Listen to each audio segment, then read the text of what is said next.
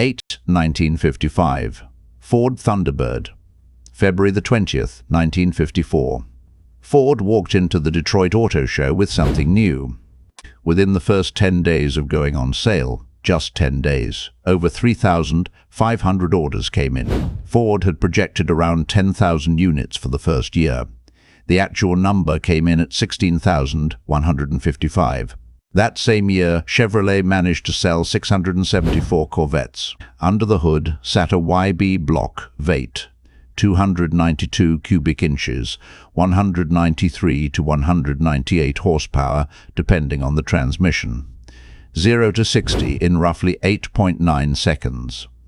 Top speed around 112 mph. For a 1955 American car, those numbers were genuinely impressive. But the Thunderbird was never just about straight-line speed. Ford didn't call it a sports car. They called it a personal car of distinction. Leather seating, optional air conditioning, enough comfort for two people to actually enjoy a long drive. Starting price, $26.95, just enough to make the middle class think twice, then say yes. The two-seat T-Bird ran from 1955 through 1957. Those 3 years remain some of the most collectible in American automotive history. 7, 1955 Chevrolet Bel Air. That same year, Chevrolet quietly pulled off something nobody in Detroit saw coming. They dropped one of the most consequential engines in American automotive history into a perfectly ordinary family car, and sold the whole package for under $2,000. The car was the Bel Air. The engine was the small block Vate, 265 cubic inches. A completely new design, lighter, more efficient, and powerful enough to open a new era for the brand. Engineer Ed Cole spent months convincing GM's leadership to greenlight the project. When they finally did, what came out of it changed American driving forever. Base version, 162 horsepower. Power pack option, 180. Super Power Pack, 195. Popular Mechanics clocked the base Vate at 12.9 seconds to 60 mph. The Power Pack version cut that down to somewhere between 8 and 8.5 seconds, with a quarter mile of 16.9 seconds. Before 1955, that kind of performance meant either spending serious money or building the car yourself. The Bel Air was the first time an ordinary buyer could walk into a dealership, pay an ordinary price, and drive home in something genuinely quick. Motor Trend gave it top marks. GM ran ads calling it the hot one. The public agreed without hesitation. Chevrolet moved 770,955 Bel Airs in 1955, making it the best-selling car brand in America that year. The 265 small block that powered it became the foundation for decades of Chevrolet Vate development. 70 years later, that same basic architecture is still being refined. Very few engines in history can say that. 6, 1956 DeSoto Adventurer. Most people today hear the name DeSoto and draw a blank. And that's the thing. DeSoto wasn't a trim level or a submodel under Chrysler. It was a fully independent brand within the Chrysler Corporation, running its own dealer network and its own complete lineup from 1928 all the way to 1961. In 1956, DeSoto built one of the most overlooked performance cars of the entire decade. They called it the Adventurer, sometimes the Golden Adventurer, because of the gold trim running across the exterior. It came in just two colors, black or white, each one paired with a gold side sweep and gold hubcaps. This was a car that didn't need to announce itself.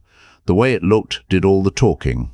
Under the hood, a Hemi Vate, 341 cubic inches, dual 4-barrel Carter carburetors, 9.25, 1 compression ratio, and a specially upgraded camshaft built specifically for this version.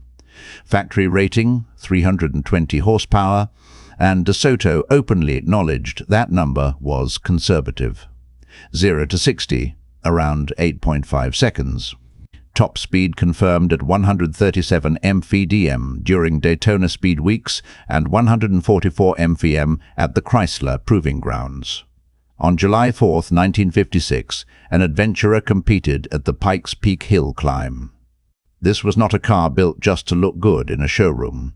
Only 996 units were produced. DeSoto was shut down in 1961 when Chrysler started cutting brands during the economic downturn. The name disappeared. The car deserved better. C5 1956. Packard Caribbean. There was a time when Packard meant something specific in America. Through the 1920s and 30s, arriving at a Packard told people exactly who you were, without a single word spoken. They called it the Rolls-Royce of America, and the comparison wasn't a stretch. By the mid-1950s, that reputation was fading fast. The 1956 Caribbean was Packard's last serious effort to prove they still belonged in the conversation. Under the hood, a 374 cubic inch Vate, dual 4-barrel Rochester carburetors, 10:1 compression ratio, 310 horsepower. That was the highest output figure of any American production car in 1956, from a company that had only introduced its first Vate the year before. Cadillac had been running Vates since 1949, Chrysler since 1951. Packard came late to the party, but when their engine finally showed up, nobody in the room was making more power. Top speed, 125 mph quarter-mile, under 16 seconds. Push-button, twin Ultramatic automatic was standard. The seats were reversible, leather on one side, brocade fabric on the other, so the owner could flip them depending on the occasion. Sticker price, $5,995, roughly $70,000 in today's money. Only 539 units were built, 276 convertibles, 263 hardtops. Packard had merged with Studebaker in 1954, hoping the two companies could save each other. Instead, the partnership pulled both of them under. Packard was gone by 1958. America lost one of its most storied automotive names. A clean, original Caribbean today regularly clears $180,000 at auction. E4, 1957, Rambler Rebel. American Motors Corporation was the smallest player among the American Big Four, known almost entirely for building small, sensible, fuel-efficient cars for buyers who didn't want to spend much. Then, in December 1956, they showed up with something nobody expected from them: the Rambler Rebel. AMC took the 327 cubic inch Vate, 255 horsepower, that normally lived in the full-size Nash Ambassador, and dropped it into the much lighter Rambler body, which tipped the scales at just 3,335 pounds. The power-to-weight ratio was the entire story. Big engine, small body. You didn't need a sports car to run like one.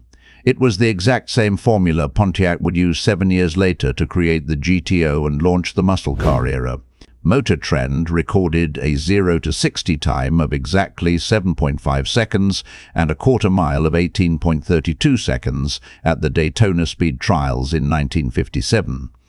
The best result posted by any American production sedan that year, and only a step behind the two-seat Corvette, price $2,786, the lowest of any high-performance car that year.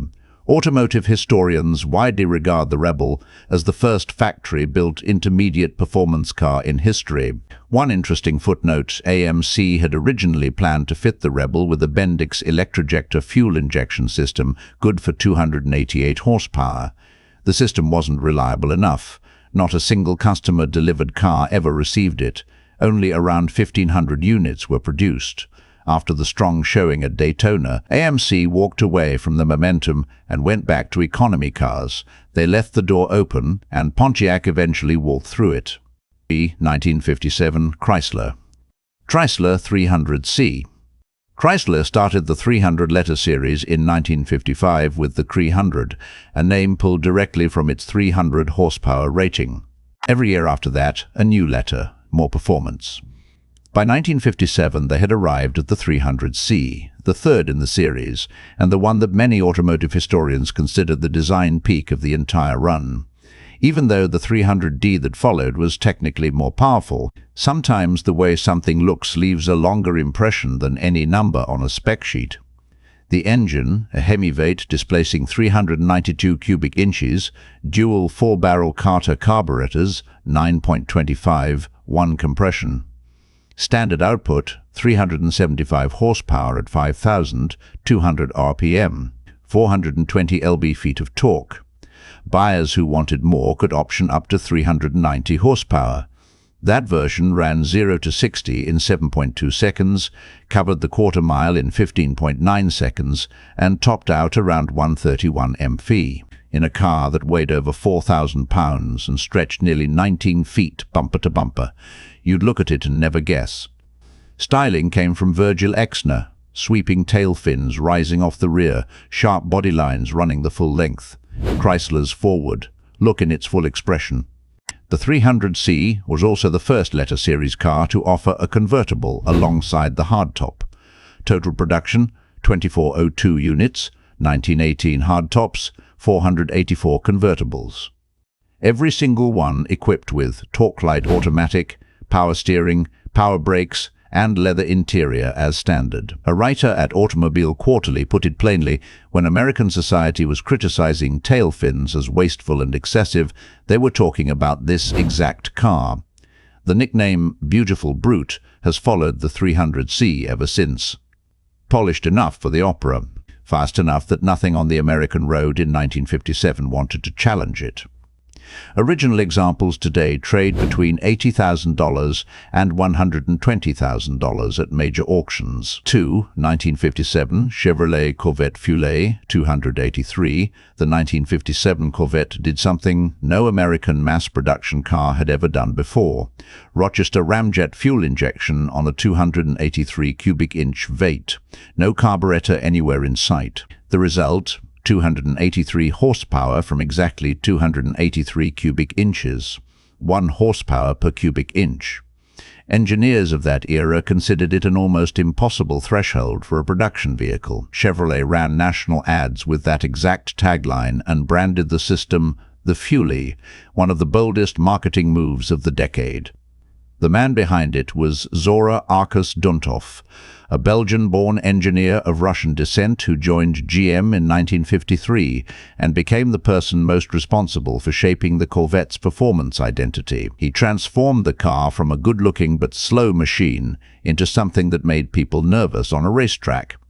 He developed the fuel injection system while wearing a full body cast, recovering from an accident at the GM Proving Grounds in 1956.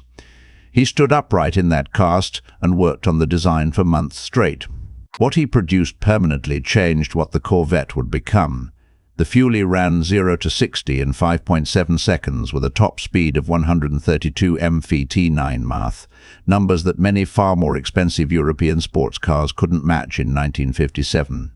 Total production that year, 6,339 units, every one of them a convertible. Only 1040 carried the fuel injection system. The RPO 579E cold air package. Chevrolet built exactly 43 cars with that option. Also new in 1957, a close-ratio 4-speed manual transmission, available for the first time starting in April. Pair that gearbox with the Fuelie, and drivers described it as the closest thing to a race car they'd ever experienced on a public road. There was a problem, though. The system was too complicated for most mechanics of the era. Many owners eventually pulled the Fuelie themselves and swapped in a conventional carburetor because nobody could fix it when something went wrong. Fuel injection didn't return to the Corvette until 1982. 25 years later, original 1957 Fuelie Corvettes today run between $150,000 and $250,000. The RPO 579E cars are rare enough that nobody knows exactly how many are still out there. 1959 Pontiac Bonneville Tempest 420. Before getting into this one, something needs to be said up front. The 1957 Corvette, with its 5.7-second 0 to 60, is the faster car by raw numbers. And it was a purpose-built 2-seat sports car designed to do one thing extremely well. The car at the top of this list belongs to a completely different category.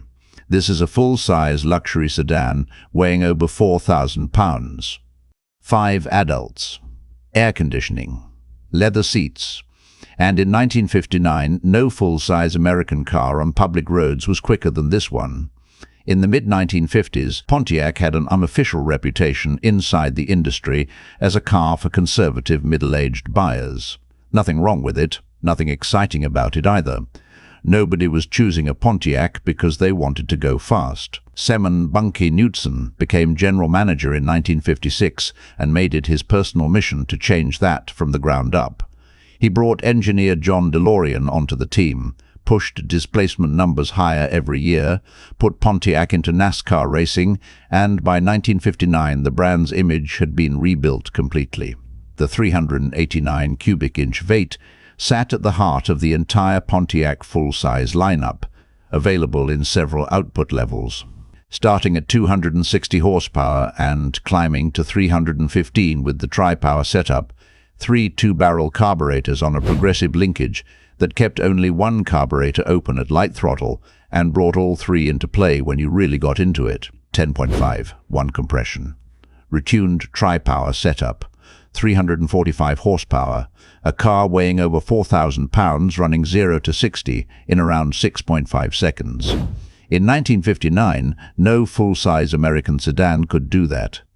And, honestly, more than a few people who drove one for the first time weren't sure they could trust their own speedometer. Motor Trend named Pontiac its Car of the Year for 1959. That same year, Pontiac full-size cars won NASCAR races at both Daytona and Darlington. Total Bonneville production, 11,000, 426 convertibles, 38,000, 696 Vista hardtops, 27,769 sport coupes. And that 389 Vate, DeLorean later dropped the same engine directly into the 1964 GTO, stuffing it into the smaller Tempest body and calling it the GTO. He was doing exactly what AMC had tried with the Rambler Rebel 7 years earlier, but this time he had the full resources of General Motors behind him. And this time, America was ready for it. The 1959 Bonneville was the last step on the road that led to all of it. The 1950s stand as the only decade in American automotive history where speed and luxury weren't pulling in opposite directions. The Chrysler 300C could leave everything behind on the highway and still take you to the opera that evening. The Packard Caribbean was the most powerful American production car of 1956 and one of the most beautiful things on the road. These 8 cars taught Americans that real performance could come straight off the factory floor. When the GTO arrived in 1964, the country embraced it immediately because the 1950s had already built the appetite for exactly that. So, which car from today's list hits hardest for you? The Corvette Fuelie and its 1 horsepower per cubic inch milestone? The 300C and the beautiful brute nickname? Or the Rambler Rebel, the one nobody saw coming? Drop it in the comments. I read everyone. If you got something out of this video, hit like and subscribe. More coming.